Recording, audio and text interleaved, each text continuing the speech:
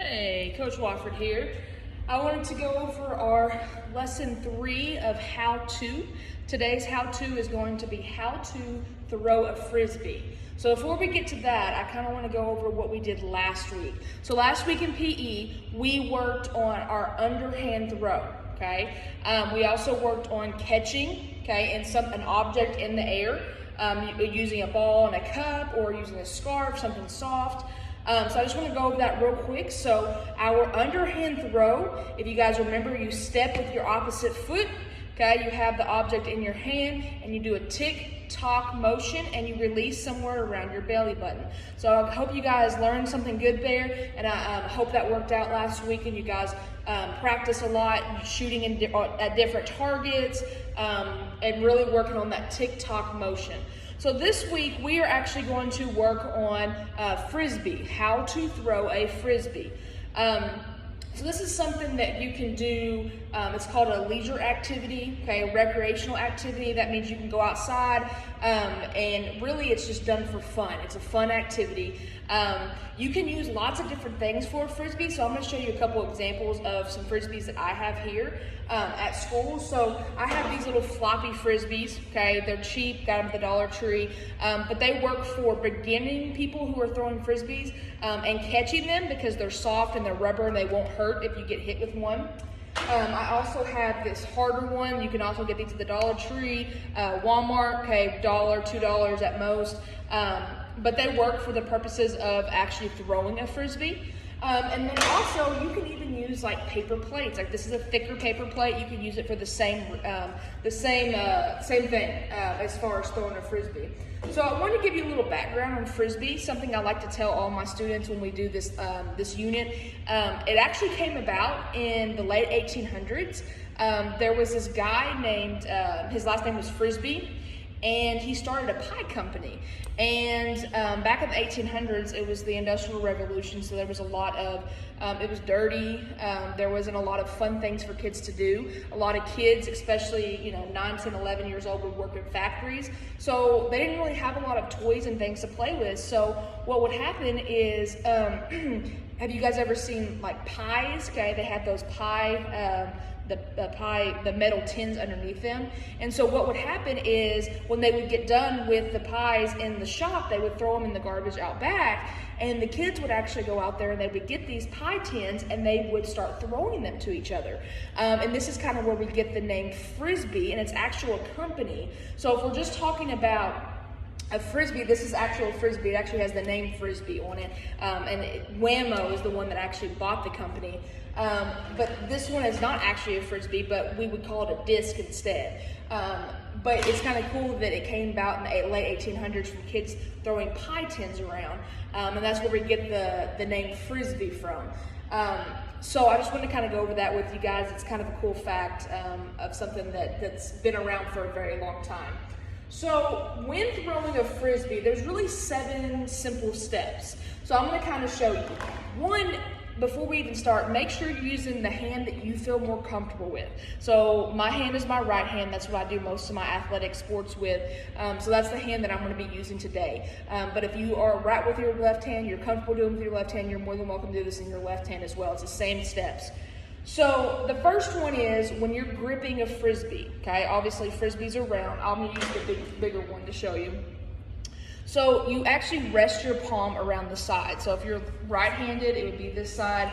If you're left-handed, it would be this side. So you rest your palm on the rim of the Frisbee. The rim of the Frisbee is this right here, okay? Then you would grip the top of the Frisbee with your thumb, okay? Kind of like this. You're gripping it with your thumb. So left-handed people this way, right-handed people will be this way. Your index finger goes around the top. Okay, so just like this, kind of around the top. And then your 3 fingers, the rest of your fingers, go around the side. So all of your fingers, okay, on your hand actually have a job. So the thumb kind of holds it on top. Okay, the index finger goes around, okay, the top of the rim, and then your 3 fingers are down here.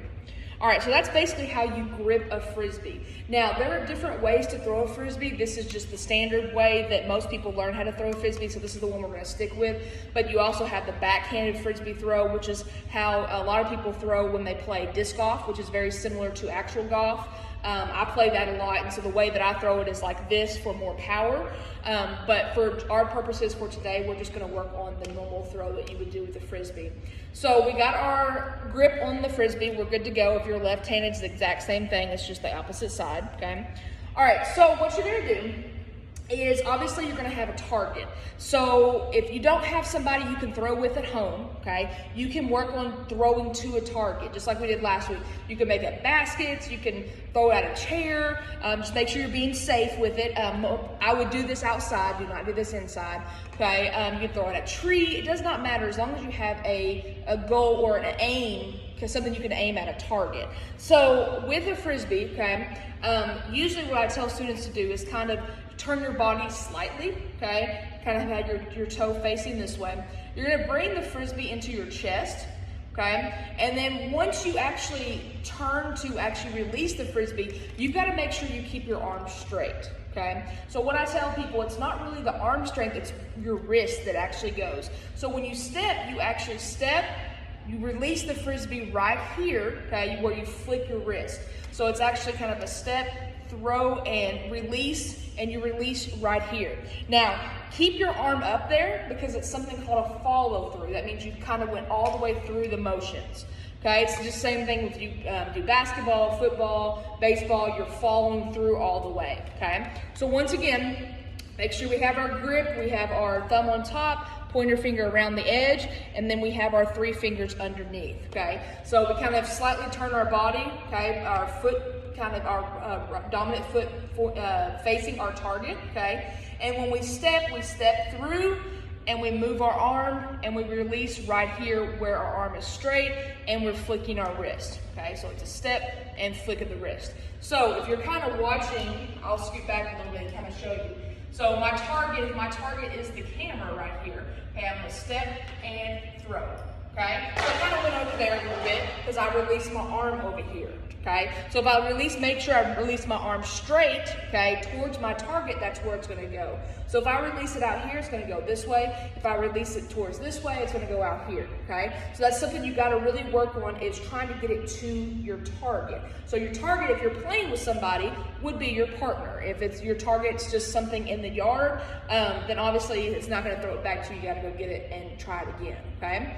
All right, so that's how to throw. Now we're gonna go over how to catch a Frisbee. Now I'm gonna use the little rubber one right now.